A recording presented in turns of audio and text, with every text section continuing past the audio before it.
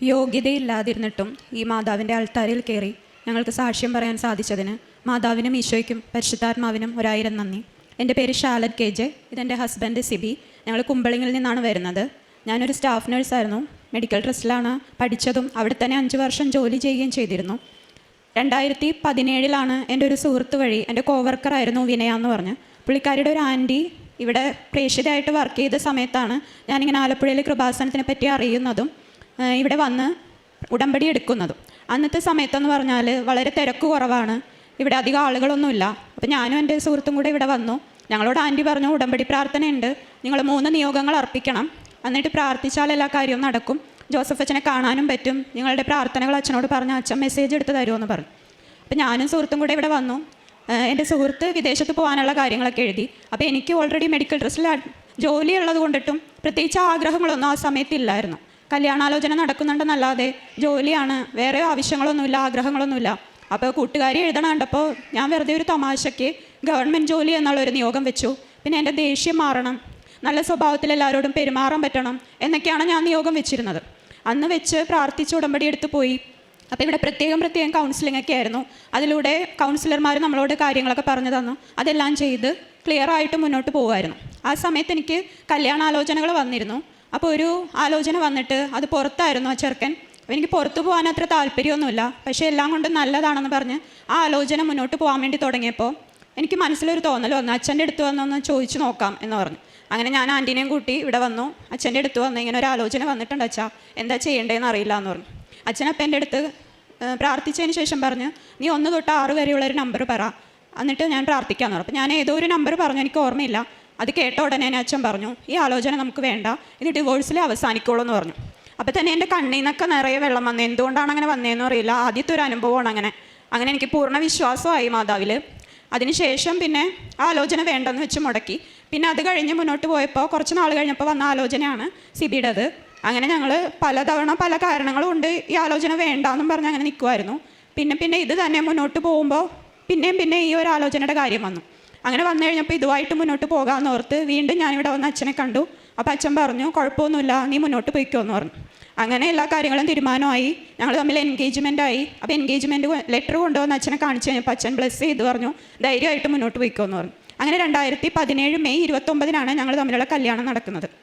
അന്നൊക്കെ ഞാൻ ഉടമ്പടിയിലും തീവ്രമായി തന്നെ പ്രാർത്ഥിക്കുക, എല്ലാ കാര്യങ്ങളും ചെയ്യുകയൊക്കെ ചെയ്തിരുന്നു. അങ്ങനെ മുന്നോട്ട് പോവുകയെ കല്യാണം നല്ല രീതിയിൽ തന്നെ നടത്തി. എല്ലാവർക്കും ഭയങ്കര സന്തോഷമായിരുന്നു. കാരണം എൻ്റെ കുടുംബത്തിൽ അത്രയും ഗ്രാൻഡായിട്ടൊരു കല്യാണം നടന്നിട്ടില്ലായിരുന്നു. അമ്മയ്ക്കാണെങ്കിലും വീട്ടുകാർക്കാണെങ്കിലും ഭയങ്കര സന്തോഷമായിരുന്നു. അങ്ങനെ മുന്നോട്ട് പോവുകയെ കുറച്ച് നാൾ കഴിഞ്ഞപ്പോൾ സിബിയുടെ അമ്മയും ഞാനുമായിട്ട് ചെറിയൊരു പ്രശ്നങ്ങളൊക്കെ ഉണ്ടായി. അമ്മയ്ക്ക് എന്നെ ചില രീതിയിലൊക്കെ ആക്സെപ്റ്റ് ചെയ്യാൻ പറ്റാതെ വന്നു കഴിഞ്ഞപ്പോൾ ചെറിയ പ്രശ്നങ്ങളുണ്ടായി. പതിയെ ഞങ്ങൾ തമ്മിൽ വഴക്കുകൾ ഉണ്ടാവാൻ തുടങ്ങി. അങ്ങനെ കുടുംബത്തിൽ സമാധാനം ഇല്ലാണ്ടായപ്പോൾ അതെന്നെ ഒരുപാട് ബാധിച്ചു. ആരോട് ഷെയർ ചെയ്യാൻ പറ്റിയില്ല, വീട്ടുകാരോടൊന്നും പറഞ്ഞില്ല. അങ്ങനെ ഒരുപാട് സ്ട്രെസ് അനുഭവിച്ച് ജോലിയിൽ ശ്രദ്ധയില്ലാതെയായി. ഹോസ്പിറ്റലിൽ ജോലിക്ക് പോകുമ്പോൾ അവിടെയും കുറേ പ്രശ്നങ്ങൾ. ഈ മനസ്സിൻ്റെ ബുദ്ധിമുട്ട് കാരണം ഞാൻ അറിയാതെ പലപ്പോഴായിട്ട് പലരോട് ദേഷ്യപ്പെടുകയും അങ്ങനത്തെ ബഹുമാനമില്ലാതെ സംസാരിക്കുകയൊക്കെ ചെയ്തു. അങ്ങനെ ഒരു തവണ നൈറ്റിൻ്റെ സമയത്ത് എൻ്റെ സീനിയറോട്, കാഷ്വാലിറ്റി ഇൻചാർജിനോട് മോശമായിട്ട് പെരുമാറി. അങ്ങനെ അവിടെ വെച്ചൊരു പണിഷ്മെൻറ്റ് തരികയും അവരെന്നെ വാർഡ് മാറ്റുകയൊക്കെ ചെയ്തു. അപ്പോൾ ആ സമയത്തൊക്കെ ഈ അമ്മായിയമ്മയായിട്ടുള്ള ഇഷ്യൂസൊക്കെ ഉണ്ടായിരുന്നു. അങ്ങനെ പ്രശ്നങ്ങളായി കഴിഞ്ഞപ്പോൾ പിന്നെ എനിക്ക് ജോലിയിൽ ശ്രദ്ധിക്കാൻ പറ്റാണ്ടായി. മുഴുവനും മടുപ്പ്, ദേഷ്യം, അങ്ങനെയൊക്കെ അവസ്ഥ. അങ്ങനെ സഹി കെടാതെ വന്നു കഴിഞ്ഞപ്പോൾ ഞാൻ പിന്നെ ജോലി റിസൈൻ ചെയ്തു. സെപ്റ്റംബർ 2017 ജോലി റിസൈൻ ചെയ്തത്. അതിനുശേഷം ഒരുപാട് ജോലി അന്വേഷിച്ച് നടന്നെങ്കിലും ഒന്നും തന്നെ ശരിയായില്ല. അപ്പോൾ ഈ പ്രശ്നങ്ങൾ കാരണമൊക്കെ ഞാൻ ഈ ഒക്ടോബർ വരെ പുതുക്കിയിരുന്ന ഉടമ്പടി പിന്നെ അങ്ങോട്ട് ചെയ്യാതെയായി, പ്രാർത്ഥിക്കാതെയായി, ഉടമ്പടി പ്രാർത്ഥന ചെല്ലാതെയായി. അങ്ങനെ കുടുംബ പ്രാർത്ഥനയൊക്കെ ചെല്ലുമെങ്കിലും ആ ഒരു പൂർണ്ണ വിശ്വാസത്തിൽ എനിക്ക് ഉറച്ചു നിൽക്കാൻ പറ്റിയില്ല. ഈ പ്രശ്നങ്ങൾ മാത്രമായിരുന്നു എൻ്റെ മനസ്സിൽ. അങ്ങനെ ജോലിയില്ലാത്തതിൻ്റെ വിഷമം എല്ലാം കൂടെ ആളിയിരുന്നപ്പോഴാണ് ഞാൻ പ്രഗ്നൻ്റ് ആയത്. അങ്ങനെ ആദ്യത്തെ കുഞ്ഞിനെ 2018 ഞാൻ ഡെലിവറി ചെയ്തു. അവയ്ക്കിപ്പോൾ 6 വയസ്സുണ്ട്. അതിനുശേഷം മുന്നോട്ട് പോവേ പിന്നെ ജോലിയില്ലാത്തതിൻ്റെ ഒരുപാട് വിഷമങ്ങൾ ഞാൻ അനുഭവിച്ചു. മറ്റ് കൂട്ടുകാരോടൊക്കെ ആണെങ്കിൽ അവരോട് സ്റ്റാറ്റസ് കാണുമ്പോഴും അവർ വിദേശത്ത് പോയി നിൽക്കുന്നതൊക്കെ കാണുമ്പോൾ എനിക്ക് എന്നോട് തന്നെ ഒരു കുറ്റബോധം തോന്നും. ദൈവമേ, ഞാൻ എങ്ങും എത്തിയില്ലല്ലോ, എൻ്റെ കൂട്ടുകാരൊക്കെ നല്ല നിലയിലെത്തി, ഞാൻ മാത്രം ഇവിടെ ഇങ്ങനെ വീട്ടിലിങ്ങനെ നിൽക്കുവാണല്ലോ എന്നുള്ളൊരു സങ്കടം എന്നെ അലട്ടിക്കൊണ്ടിരുന്നു. അങ്ങനെ ഇരുന്ന് ഒരുപാട് വിഷമിച്ചിരുന്നപ്പോൾ ചേട്ടൻ തന്നെയാണ് പറഞ്ഞത്, PSC ട്രൈ ചെയ്യുക, അതാവുമ്പോൾ പുറത്ത് പോകേണ്ട കാര്യമൊന്നുമില്ല, നാട്ടിൽ തന്നെ ജോലി ചെയ്യാം.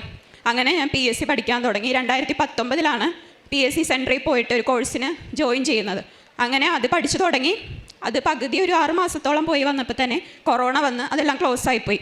അങ്ങനെ വീണ്ടും വിഷമിച്ച് വീട്ടിലിരിക്കുമ്പോഴാണ് ഓൺലൈൻ വഴി ഒരു ആലപ്പുഴയിലുള്ള ഒരു മാഡം ഓൺലൈനായിട്ട് കൊറോണ സമയത്ത് ക്ലാസ് എടുക്കുന്നു എന്ന് പറഞ്ഞറിഞ്ഞത്. അങ്ങനെ ഞാൻ അതിന് ജോയിൻ ചെയ്ത് 2019 തൊട്ട് പഠിക്കാൻ തുടങ്ങി. മാഡം നല്ല ഇൻസ്പയറിങ് ആയതുകൊണ്ടിട്ട് നല്ലവണ്ണം നമ്മളോട് കാര്യങ്ങളൊക്കെ പറഞ്ഞു തന്ന് നമ്മളെ മോട്ടിവേഷൻ ചെയ്ത് കൂടുതലൊരു പഠിക്കാനുള്ളൊരു ഇൻട്രസ്റ്റ് തന്നായിരുന്നു. അങ്ങനെ ഞാൻ നല്ലവണ്ണം കഷ്ടപ്പെട്ട് പഠിച്ച് കുഞ്ഞൊന്ന് ചെറിയ കുട്ടിയായിരുന്നുകൊണ്ടിട്ട് അവളെ കൊണ്ട് വലിയ കുഴപ്പങ്ങളൊന്നും ഇല്ലാതിരുന്നുകൊണ്ടും നന്നായിട്ട് പഠിക്കാൻ പറ്റി. ഓൺലൈൻ ആയതുകൊണ്ടും നമ്മുടെ ടൈമിങ്ങിൽ നമുക്ക് പഠിക്കാനായിട്ട് പറ്റുമായിരുന്നു. അങ്ങനെ പഠിച്ച ആദ്യത്തെ നോട്ടിഫിക്കേഷൻ വന്നത് DHS എന്ന് പറഞ്ഞുള്ള എക്സാമാണ്. അത് ജില്ലാടിസ്ഥാനത്തിൽ വരുന്ന എക്സാമാണ്. അത് 2021 ഫസ്റ്റ് എക്സാം ഞാൻ അപ്പിയർ ചെയ്തത്. അത് എഴുതി പഠിച്ചെങ്കിലും എനിക്ക് ഫസ്റ്റ് അപ്പിയറിങ് ആയതുകൊണ്ടിട്ട് നെഗറ്റീവ് മാർക്ക് വന്ന് അത് നല്ല രീതിയിൽ സ്കോർ ചെയ്യാൻ സാധിച്ചില്ല.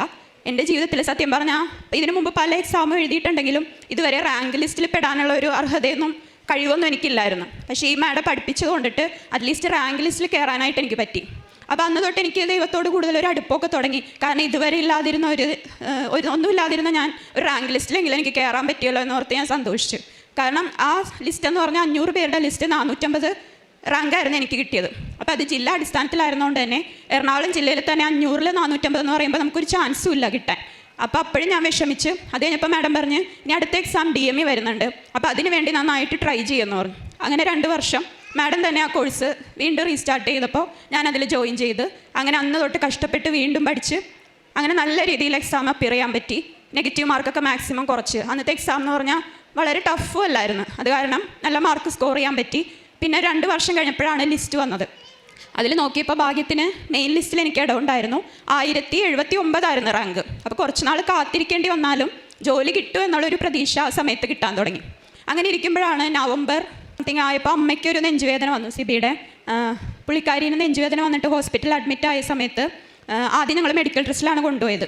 അവിടെ ചെന്ന് കഴിഞ്ഞപ്പോൾ അമ്മയ്ക്കാണെങ്കിൽ ആൻജിയോഗ്രാം ചെയ്ത് നോക്കണമെന്ന് പറഞ്ഞ് അങ്ങനെ ആൻജിയോഗ്രാം ചെയ്തപ്പോൾ 2 ബ്ലോക്ക് ഉണ്ട്, ആൻജിയോപ്ലാസ്റ്റി ചെയ്യണമെന്ന് പറഞ്ഞു. നമുക്ക് സാമ്പത്തികമായിട്ടാണ് പ്രശ്നങ്ങൾ ഉണ്ടായിരുന്നുകൊണ്ടിട്ടും അപ്പച്ചൻ ഓൾറെഡി ഓപ്പറേഷൻ കഴിഞ്ഞ് കുറച്ച് ടൈറ്റ് ആയിരുന്നുകൊണ്ടിട്ട് ഞങ്ങൾ ഹോസ്പിറ്റലിൽ മാറ്റി ഇന്ദിരാഗാന്ധിയിലേക്ക് കൊണ്ടുപോയി. അവിടെ ചെന്ന് കഴിഞ്ഞിട്ടാണ് ആൻജിയോപ്ലാസ്റ്റി ചെയ്തത്.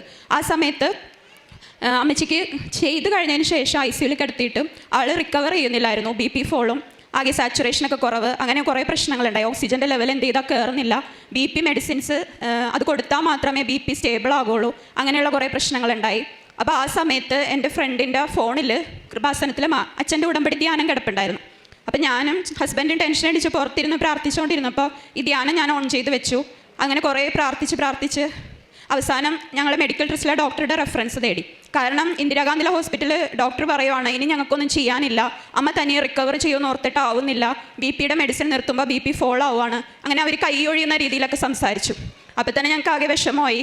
അങ്ങനെ ഞങ്ങൾ മെഡിക്കൽ ട്രസ്റ്റിലെ ഡോക്ടറോട് റെഫറൻസ് ചോദിച്ചപ്പോൾ സാറ് പറഞ്ഞു ലിസിയിലേക്ക് കൊണ്ടുപോകും, അതാവുമ്പോൾ നിങ്ങൾക്ക് അഫോർഡബിൾ ആയിരിക്കും, നല്ല ഡോക്ടേഴ്സുമാണ്, കാർഡിയാക്കിന് അവിടെ നല്ല ഫെസിലിറ്റി ഉണ്ടെന്ന് പറഞ്ഞു. അങ്ങനെ ഞങ്ങൾ അപ്പം തന്നെ അവിടെ നിന്ന് ഡിസ്ചാർജ് ചെയ്ത് ലിസിയിലേക്ക് കൊണ്ടുപോയി. അപ്പോൾ എൻ്റെ വീട്ടിൻ്റെ മേളിൽ ഞങ്ങൾ റെൻറ്റിനാണ് താമസിക്കുന്നത്. അതിൻ്റെ വീട്ടിൻ്റെ മേളിൽ താമസിക്കുന്ന ചേച്ചിക്ക് അസുഖം വന്നിട്ട് പുള്ളിക്കാരി ഇവിടെ വന്ന് ഉടമ്പടി എടുത്തപ്പോൾ നേർച്ച വസ്തുക്കൾ കൊണ്ടുവന്നിരുന്നു. അപ്പോൾ അതിൽ നിന്ന് എനിക്ക് തേനിൻ്റെ കുപ്പി കൊണ്ടുവന്ന് തന്നിട്ട് ആ ചേച്ചി പറഞ്ഞായിരുന്നു നിങ്ങൾ പ്രാർത്ഥിച്ചാൽ മതി എന്ന് പറഞ്ഞു. അങ്ങനെ ആ തേനിൻ്റെ കുപ്പിയും കൊണ്ടാണ് ഞങ്ങൾ ലിസി ഹോസ്പിറ്റലിലേക്ക് പോയത്. അപ്പോൾ ആംബുലൻസിൽ വെച്ചിട്ട് നഴ്സിനോട് ചോദിച്ചിട്ട് അവസാനം ഞങ്ങൾ ഇത് കൊടുത്തോട്ടെ എന്ന് ചോദിച്ചു. അങ്ങനെ 2 തുള്ളി തേൻ അമ്മയുടെ വായിൽ ഇറ്റിച്ചു കൊടുത്തിട്ട് ഞാൻ വിശ്വാസ പ്രമാണം ചൊല്ലി. അങ്ങനെ അമ്മേനെ ലിസിയിൽ കൊണ്ടുപോയി ഡോക്ടർമാർ പരിശോധിച്ചിട്ട് പറഞ്ഞു പമ്പിങ്ങിൻ്റെ പ്രശ്നമാണ് അമ്മയ്ക്കുള്ളത്, നമുക്ക് ഒബ്സർവേഷൻ വെക്കണം ICUവിൽ. അങ്ങനെ ഒരാഴ്ചയോളം അമ്മേനെ ഒബ്സർവേഷൻ വെച്ച് കുറേ ദിവസം കഴിഞ്ഞിട്ടാണ് ആളൊന്ന് ഓക്കെ ആയത്. അമ്മയ്ക്ക് കുറേ കോംപ്ലിക്കേഷൻസ് ഉണ്ടായിരുന്നു, ഹീമോഗ്ലോബിൻ്റെ ലെവൽ കുറയും, BP ഫോളും. അങ്ങനെ പതിയെ പ്രാർത്ഥിച്ച് ഇതിൻ്റെയൊക്കെ തേൻ കൊടുത്തതിൻ്റെയൊക്കെ അനുഗ്രഹത്തിൻ്റെ ഫലമായിട്ട് അമ്മ പതിയെ റിക്കവർ ആവാൻ തുടങ്ങി. എല്ലാ അസുഖവും മാറി, BP മെഡിസിൻസ് ഒക്കെ നിർത്തി ആൾ സ്റ്റേബിളായി. അങ്ങനെ 31 നവംബറിൽ അമ്മ ഡിസ്ചാർജ് ചെയ്തു. അപ്പോൾ വീട്ടിൽ വേറെ ആരും സഹായത്തിനില്ലാത്തതുകൊണ്ടിട്ട് ഞങ്ങൾ താമസിക്കുന്ന വീട്ടിൽ കൊണ്ടുവന്ന് അമ്മേനെ അപ്പച്ചനെ നിർത്തി. അപ്പച്ചൻ ഓൾറെഡി ഓപ്പറേഷൻ കഴിഞ്ഞിട്ട് കാല് പ്ലാസ്റ്ററൊക്കെ ഇട്ടിരിക്കുമായിരുന്നു. അങ്ങനെ അപ്പച്ചനെ എൻ്റെ വീട്ടിൽ കൊണ്ടുവന്ന് നിർത്താൻ പറ്റി. അവർ 2 പേരെയും നല്ലവണ്ണം ശുശ്രൂഷിക്കാനും ഒക്കെ സാധിച്ചു. അതിന് ദൈവത്തിന് ഒരുപാട് നന്ദി. അതിനുശേഷം പിന്നെ മുൻപോട്ട് പോയപ്പോൾ എൻ്റെ ഒരു ഫ്രണ്ട് വഴിയായിട്ടാണ്, അപ്പോഴും ഈ ലിസ്റ്റിൽ ഞാൻ ലിസ്റ്റിൽ പേര് ഉൾപ്പെട്ടിട്ടുണ്ടായിരുന്നു. അതിൻ്റെ പ്രോസസ്സിങ് ആദ്യത്തെ റാങ്കുള്ളവർക്കൊക്കെ ഓരോന്നേ റാങ്ക് ലിസ്റ്റിൽ ഉൾപ്പെട്ടവർക്കൊക്കെ ജോലി ലഭിക്കുന്നുണ്ടായിരുന്നു. അപ്പോഴും ഞാൻ ഇങ്ങനെ പ്രാർത്ഥിക്കുന്നുണ്ടായിരുന്നു. പക്ഷേ ഓരോരുത്തരുടെ ഇത് കാണുമ്പോഴും എനിക്ക് ഈ ഉടമ്പടി മുടങ്ങിപ്പോയി, എനിക്ക് ഇനി അത് ചെയ്യാൻ പറ്റുമോ എന്നുള്ളൊരു ധൈര്യക്കുറവ് എനിക്കുണ്ടായി. അങ്ങനെ ഇരിക്കുമ്പോഴാണ് എൻ്റെ ഒരു ഫ്രണ്ട് വിളിച്ചിട്ട് പറഞ്ഞത് നീ എന്തായാലും ഉടമ്പടി പോയി പുതുക്ക്, അത് കഴിയുമ്പോൾ നിൻ്റെ കാര്യങ്ങളെല്ലാം ശരിയാവും എന്ന് പറഞ്ഞു. അങ്ങനെ 2024 ഫെബ്രുവരി 8-നാണ് ഞാനിവിടെ വന്ന് ഉടമ്പടി പുതുക്കുന്നത്. അങ്ങനെ പുതുക്കിയപ്പോൾ ഒരിക്കലും ഒരു ധ്യാനത്തിൽ അച്ഛൻ പറയുന്നുണ്ടായി, ഓൾറെഡി ഉടമ്പടി എടുത്തവർ പുതുക്കിയിട്ട് പോയാൽ മതി, അല്ലാതെ പുതിയത് എടുക്കേണ്ട കാര്യമില്ലെന്ന് പറഞ്ഞു. അപ്പോൾ ഞാനത് ഉദ്ദേശിച്ചാണ് വന്ന് പുതുക്കിയത്. പക്ഷേ ആ സമയത്ത് എൻ്റെ കയ്യിൽ കാശ് രൂപം ഒരു അലൂമിനിയം ഇതിലുള്ള ക്യാഷ് രൂപമായിരുന്നു. അപ്പോൾ അതിവിടെ കാണിച്ചു കഴിഞ്ഞപ്പോൾ ഇവിടുത്തെ ഓഫീസിലുള്ളവർ പറഞ്ഞു, ഇത് പറ്റില്ല, പഴയതാണെങ്കിൽ നീ ഒരു കാര്യം ചെയ്യും, പുതിയ ഉടമ്പടി എടുക്കുമെന്ന് പറഞ്ഞു. അങ്ങനെ ഞാൻ 8-ാം തീയതി വന്ന് ഉടമ്പടി എടുത്തത് മാറ്റിയിട്ട് 10-ാം തീയതി വന്ന് വീണ്ടും പുതിയത് ഉടമ്പടി എടുത്തു. അന്ന് തൊട്ട് എനിക്ക് ഭയങ്കര ഒരു ആശ്വാസമായിരുന്നു മനസ്സിൽ. ഇവിടെ നിന്ന് കുറച്ച് കഷ്ടപ്പെട്ടിട്ടാണെങ്കിൽ രാവിലെ വന്നിട്ട് വൈകിട്ടാണ് എനിക്ക് പോകാൻ പറ്റിയത്. എന്നാലും മനസ്സിന് ഭയങ്കര ഒരു ആശ്വാസമായിരുന്നു ആ ഉടമ്പടി പുതുക്കിയതിന് ശേഷം.